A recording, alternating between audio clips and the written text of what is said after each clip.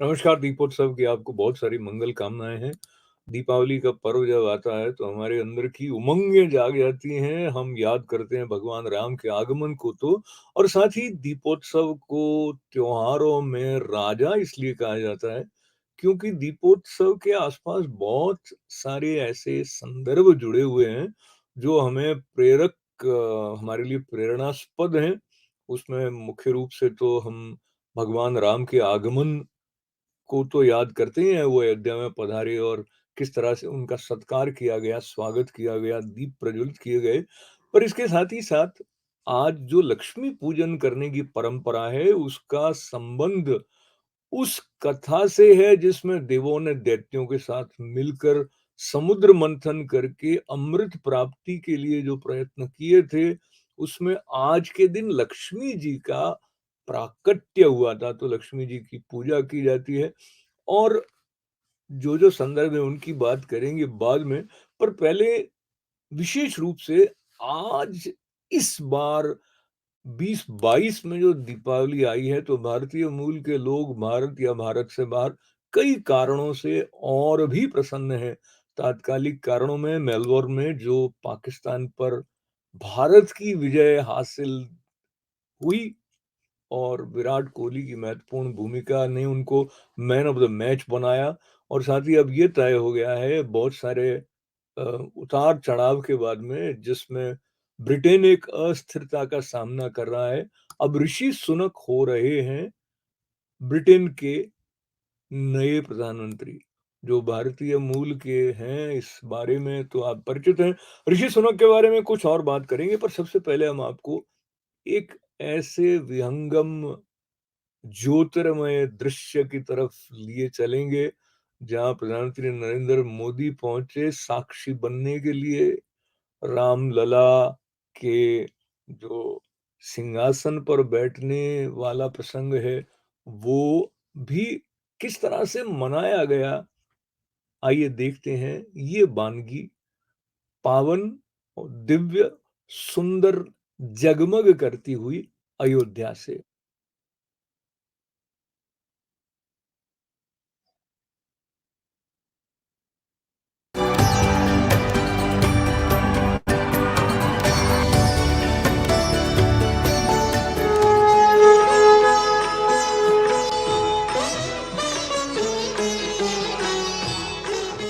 श्री राम लला के दर्शन और उसके बाद राजा राम का अभिषेक, ये सौभाग्य राम जी की कृपा से ही मिलता है।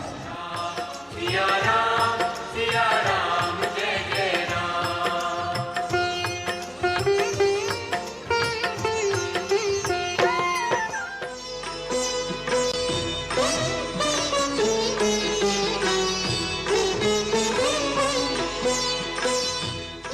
भगवान राम ने अपने वचन में, अपने विचारों में, अपने शासन में, अपने प्रशासन में जिन मूल्यों को घड़ा, वो सबका साथ, सबका विकास की प्रेरणा है और सबका विश्वास, सबका प्रयास का आधार भी है।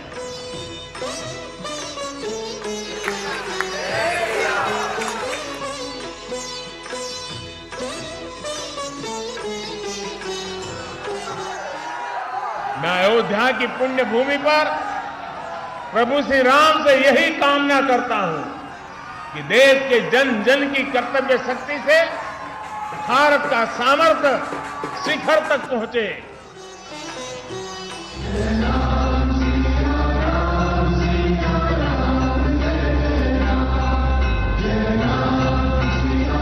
बोलो सियावर रामचंद्र की, सियावर रामचंद्र की, सियावर रामचंद्र की। ओम जय सरयू माता, मैया जय सरयू माता, जो तेरे तट पे आता, जो तेरे तट पे आता, भव से तर जाता। ओम जय सरयू माता।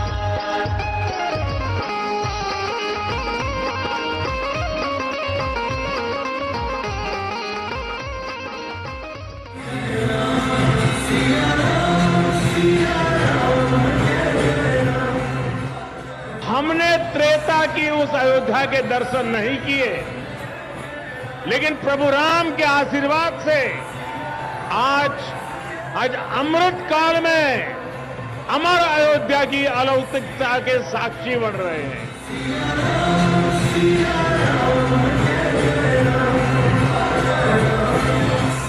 दीवा जेवी आस ने दीवा जेवो ताप, दीवा जेवी आग ने दीवा थकी हास, उगता सूरज ने हर कोई पूजे, ये तो आथमती सांझे आपे साथ, जाते बड़े ने बाळे अंधार, मानव मन मा उगे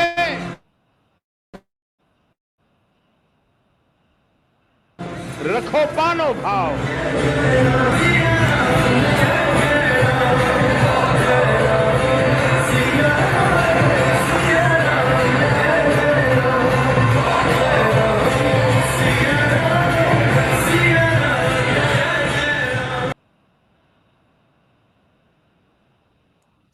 अद्भुत दृश्य आपने आतिशबाजी पर प्रधानमंत्री नरेंद्र मोदी को आरती करते हुए भी आपने देखा। भारत का जो दर्शन है, भारत का जो चिंतन है, उसमें दीपोत्सव की महिमा क्या है, भगवान राम के साथ में भारत की आत्मा का क्या संबंध है, इस संदर्भ में भी प्रधानमंत्री नरेंद्र मोदी ने अलग अलग ढंग से जो स्पष्ट बातें की हैं, वो उनकी अनुभूति और उनके सत्य तक पहुंचने की यात्रा का परिचय तो देता ही है। पर साथ ही साथ जब कर्तव्य शक्ति की बात वो करते हैं तो स्मरण हो आता है कि पहली बार इस दीपावली के अवसर पर नई दिल्ली में राजपथ नहीं वरन एक स्वतंत्र भारत की गरिमा और गौरव को दैदीप्यमान करता हुआ कर्तव्य पथ है और प्रतिमा है नेताजी सुभाष चंद्र बोस की। दीप से दीपावली के बारे में चर्चा करते हुए भारत के प्रधानमंत्री नरेंद्र मोदी ने क्या कहा, आइए वो भी आपके साथ सुनने का आनंद लिया जाए।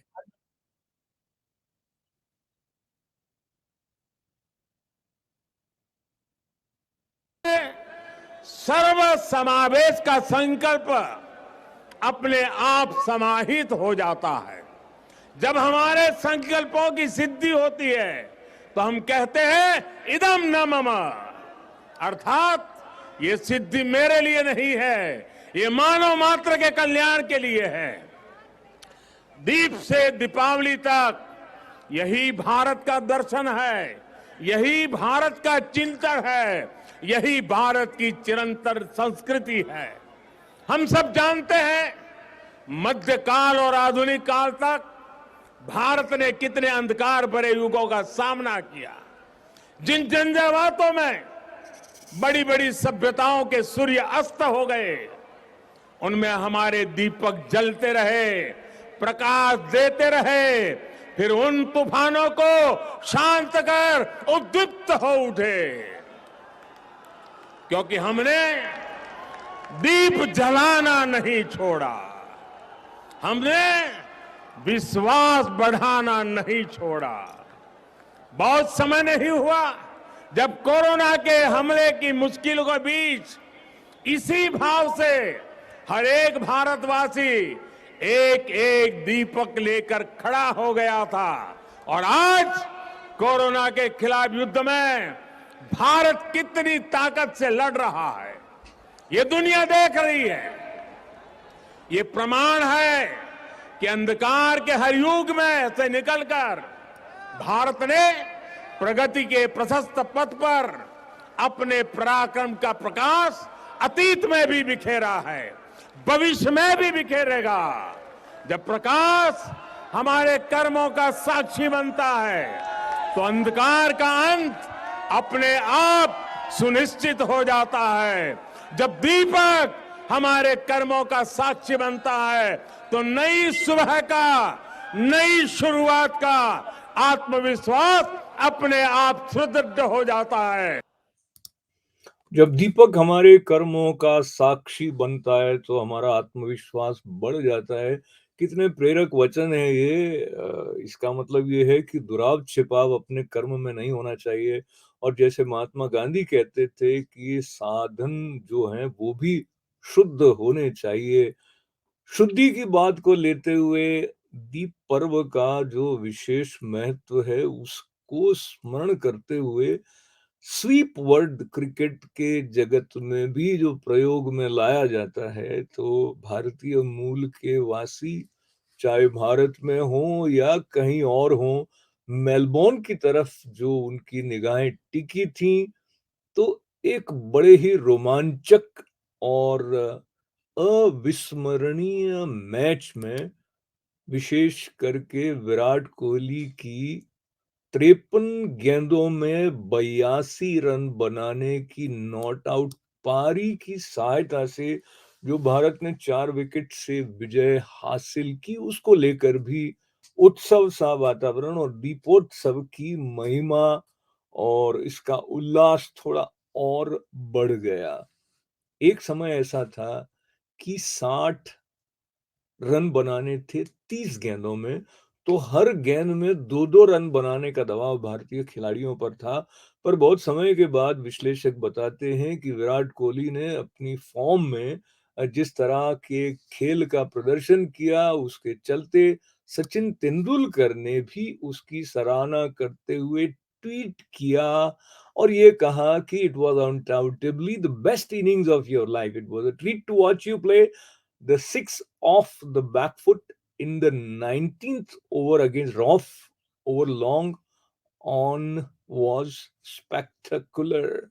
Keep it going. ये मास्टर ब्लास्टर सचिन तेंदुलकर ने कहा विराट कोहली के बारे में। तो उनको बधाई देने के साथ साथ अब आपको लिए चलते हैं प्रधानमंत्री नरेंद्र मोदी जी के साथ उनके एक नए रूप की तरफ, जहां वो सैनिकों के साथ हर बरस दीपावली मनाने के लिए जाते हैं। मिठाइयां भी खिलाई जाती हैं सैनिकों को। उनके शौर्य, उनके समर्पण, उनके त्याग की सराहना करते हुए एक ऐसा अनौपचारिक वातावरण बनाने में प्रधानमंत्री नरेंद्र मोदी सफल हो जाते हैं, जहां सैनिक गीत भी गाते हैं, कुछ कविताएं भी सुनाते हैं। और ये जो दृश्य आप देखने वाले उसमें गुजराती कविता सुनाते हुए हमारे भारत के वीर सैनिक भी आपको दिखाई देंगे।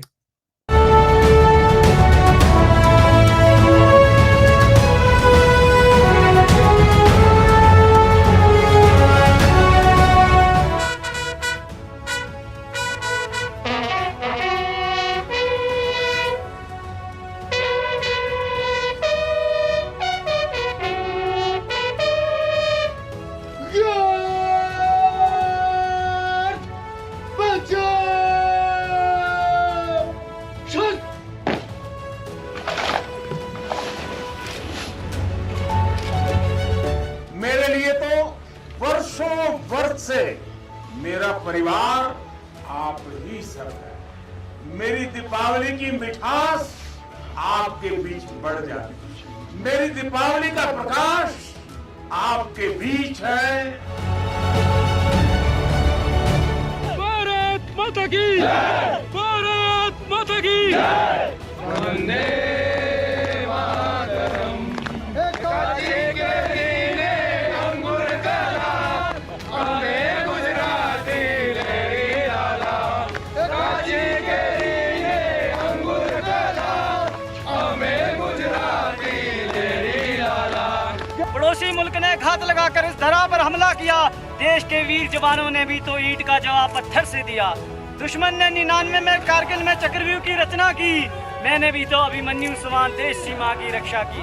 कितना भाग्यशाली हूँ मैं, कितना भाग्यशाली हूँ मैं, जिसने इस राम भूमि पर जन्म लिया। अखंड भारत का स्वप्न लेकर अग्निपथ पर अग्रसर किया। अखंड भारत का स्वप्न लेकर अग्निपथ पर अग्रसर किया।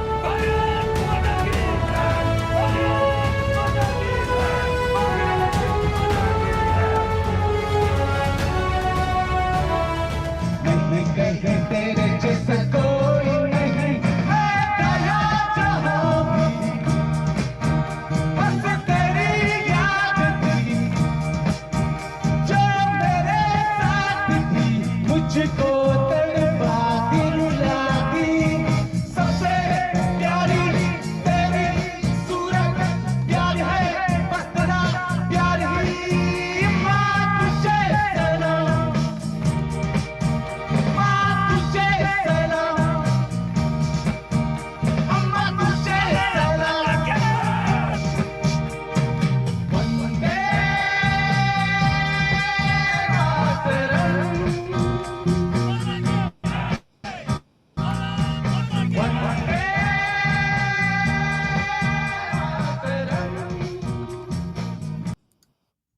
वंदे मातरम। और जब दीपोत्सव की बात आती है तो एक महत्वपूर्ण दीप जिसको अपने मन में जगाने की प्रेरणा ये उत्सव लेकर आता है, वो है करुणा का दीप।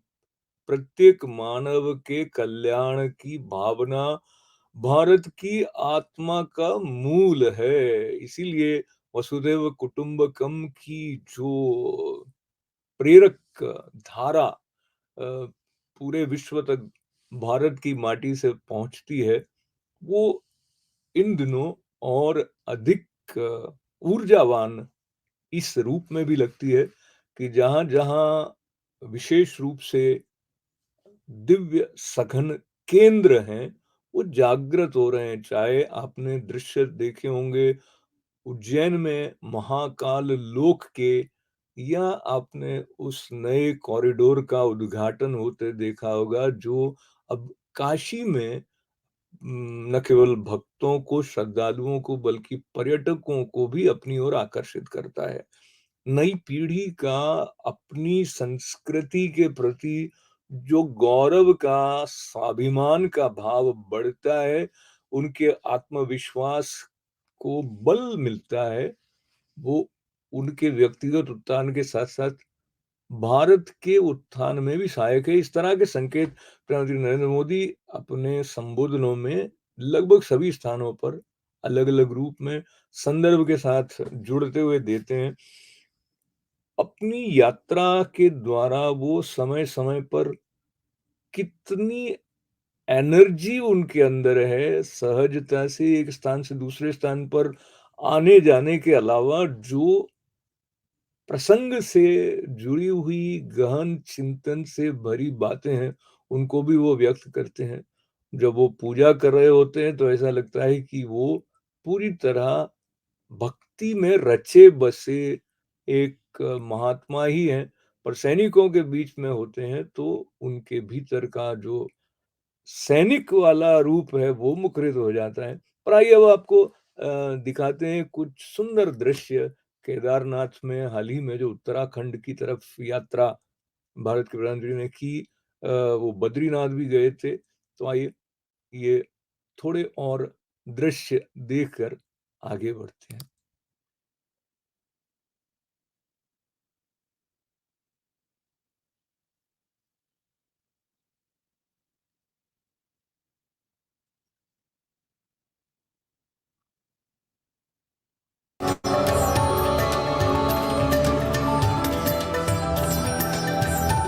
आज बाबा केदार और बद्री विशाल जी के दर्शन करके, उनके आशीर्वाद प्राप्त करके जीवन धन्य हो गया, मन प्रसन्न हो गया और ये पल मेरे लिए चिरंजीव हो गए।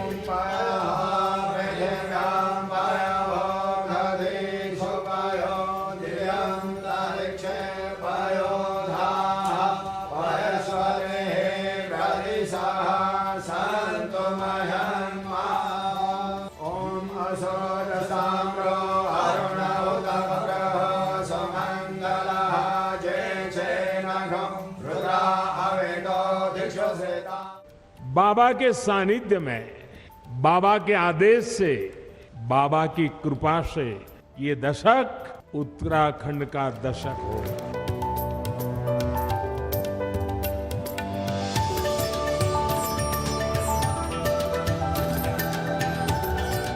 अच्छा, आपके मन में क्या लगता है? पहले भी काम किया होगा, मजदूरी पहले भी की होगी और यहाँ मजदूरी कर रहे हैं, क्या फर्क लगता है? यहाँ बहुत अच्छा लगा। यहाँ तो बाबा के कारण थकान ही नहीं लगती और जो इतने लोग आते होंगे आपकी तारीफ भी करते होंगे। बहुत ज्यादा।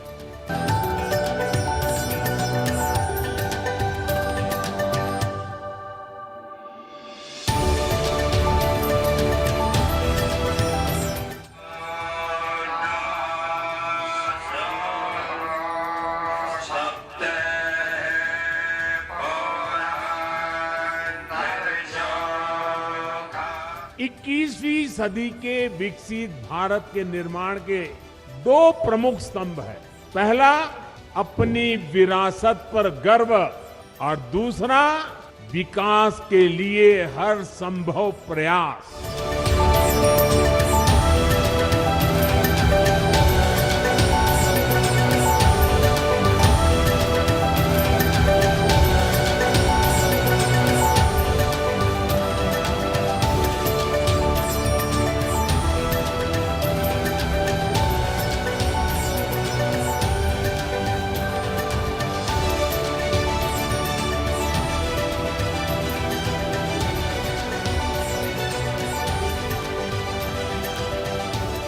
माणा गांव भारत के अंतिम गांव के रूप में जाना जाता है, लेकिन मेरे लिए सीमा पर बसा हर गांव देश का पहला गांव ही है। सामनो बराम श्याम लाई बोझी भगवान रे जागिनाथा जागिनाथा जागिनाथा जागिनाथा।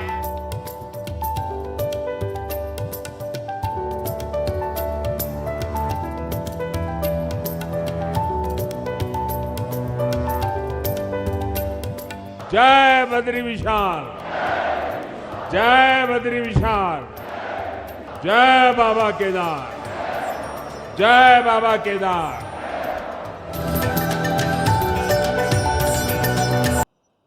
जय बद्री विशाल, जय बाबा केदार। प्रधानमंत्री नरेंद्र मोदी जी के साथ में आपने इन सुंदर दृश्यों का आनंद लिया और इस पवित्र तीर्थ के दर्शन करने का लाभ भी प्राप्त किया और ये भी देखा कि कितनी सहजता से भारत के प्रधान सेवक आम लोगों के साथ घुल मिल जाते हैं, उनको एक रूप से प्रेरित भी करते हैं।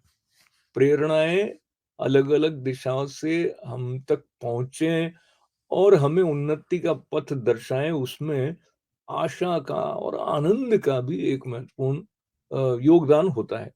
तो ये जो समाचार है जिसको लेकर ऋषि सुनक आ रहे हैं, जिनका नाम ऋषि है, भारतीय मूल का इनका परिवार है और इनकी जो धर्म पत्नी है अक्षता मूर्ति, वो इन्फोसिस के नारायण मूर्ति जी और सुधा मूर्ति जी की पुत्री हैं। युवा अवस्था में किस तरह की संपन्नता तक पहुंचने में ये मेधावी ऋषि सुनक सफल रहे हैं, उसका थोड़ा सा परिचय आपको ये जानकर हो जाएगा कि उनकी जो दोनों की नेटवर्थ है वो 730 मिलियन पाउंड बताई जाती है। तो ऋषि सुनक जो हैं वो एमपी 2015 से हैं। 2020 में उनको फाइनेंस मिनिस्टर बनाया था बोरिस जॉनसन ने और उसके बाद अब आप देख रहे हैं कि वो अपनी पूर्व जो प्रतिपक्षी थी कंजर्वेटिव पार्टी में, उनके रिजाइन करने के बाद में सांसदों के बहुत बहुमूल्य समर्थन से यूके के प्रधानमंत्री बनने वाले हैं। एक और महत्वपूर्ण बात यह है कि वो अमेरिका से भी एक खास संबंध रखते हैं। यहाँ स्टैनफोर्ड में पढ़ने का भी उनको सौभाग्य मिला है। तो ये जो सब पढ़ाई लिखाई के साथ साथ जो इनके ससुर जी भी बिलियनियर हैं, तो ये भी कम नहीं है। इन्होंने फंड मैनेज करते हुए जो सफलता प्राप्त की, उसके द्वारा जो कुछ धन अर्जित किया है, वो निश्चित रूप से उन्हें ब्रिटेन के सबसे संपन्न एमपी की स्थिति तक पहुंचा देता है। ऋषि सुनक का जो आने वाला प्रधानमंत्री के रूप का काल है, वो अपने आप में एक अनूठी सी बात है, क्योंकि ये पहली बार ऐसा हो रहा है। और आपको याद होगा कि इससे पूर्व जो गृह सचिव थी, उन्होंने भारत के संबंध में कोई टिप्पणी ऐसी की थी जिसके चलते बाद में उन्होंने अपने पद से त्याग पत्र भी दे दिया था। तो लिज ट्रुस जो हैं, उनके बाद अब किस तरह से यूके की जो आर्थिक स्थिति है उसको बदलने में ये ऋषि सुनक सफल हो पाते हैं, वो तो हम आने वाले समय में देखेंगे। पर एक बार पुनः उत्साह बढ़ाने वाला ये समाचार भारतीय मूल के लोगों के लिए, चाहे जहां वो रहते हों, निश्चित रूप से है ही है। दीप पर्व पर आप क्या अपने लिए सोच रहे हैं, उस सोच को और अधिक बल देने में जो इस तरह के समाचार होते हैं जिनमें एक अप्रत्याशित अभूतपूर्व सफलता अर्जित करने वालों के बारे में हम सुनते हैं, तो नए ढंग से अपने योगदान, अपने सपनों को सहेजने का जो एक भाव जागता है, उसके पीछे राम जी के आगमन के साथ-साथ अन्य जो कथाएँ हैं, उनमें नरक चतुर्दशी दीपावली के एक दिन पूर्व जाती है, जिस दिन भगवान श्री कृष्ण द्वारा नरकासुर का संहार किया गया था। और प्रतिपदा जो है दीपावली के दूसरे दिन मनाई जाती है, जिस दिन वामन अवतार के रूप में भगवान ने 3 पग में जो लोक नाप दिए थे, वो वाली कथा भी है। तो ये उत्सवों के राजा दीपोत्सव पर आपके जीवन में आनंद का, आशा का प्रकाश और अधिक जगमगाए।